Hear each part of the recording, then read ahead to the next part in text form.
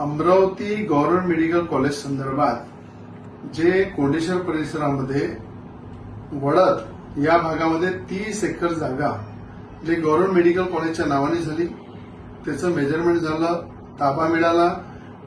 Government medical कॉलेजचं वडद परिसरामध्ये tender सुद्धा फ्लोट झालं आणि त्या जागेवर राज्याचे मुख्यमंत्री देवेंद्र फडणवीस साहेबांनी भूमिपूजन सुद्धा केलं.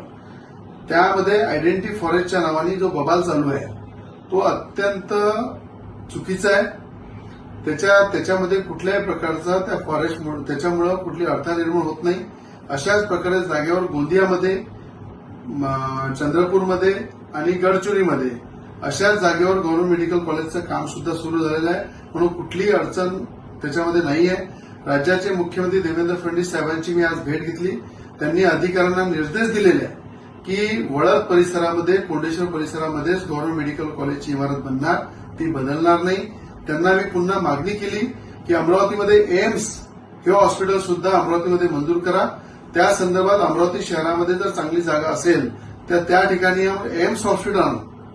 आपल्याला एकच्या जागी 2 हॉस्पिटल असले चालेल, पण या ठिकाणी मंजूर झालेलं गव्हर्नमेंट मेडिकल कॉलेज त्याच्यावर राजकारण करून राजकीय पोळ्या शेकण्याचं काम करू नका.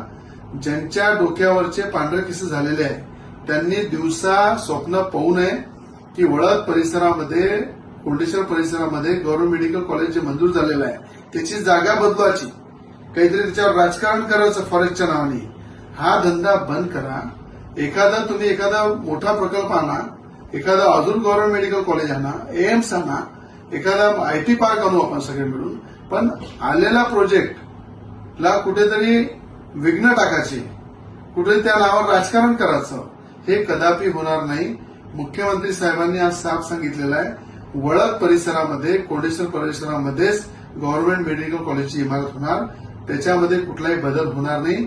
म्हणून जे दिवसा स्वप्न पाहतात त्यांना माझं सांगणं आहे की तुमचे केसेस जरी पांढरे झाले असेल तरी या राजकारणामध्ये, विकासाच्या कामामध्ये रवी राणाचा अनुभव तगडा आहे. ज्याच्या मागे राज्याचे मुख्यमंत्री देवेंद्र फडणवीसांचा हात आहे, ज्याच्यासोबत विकासासोबत फडणवीस साहेबांचा हात आहे, त्यांना अशा राजकारणाशी काही फरक पडत नाही.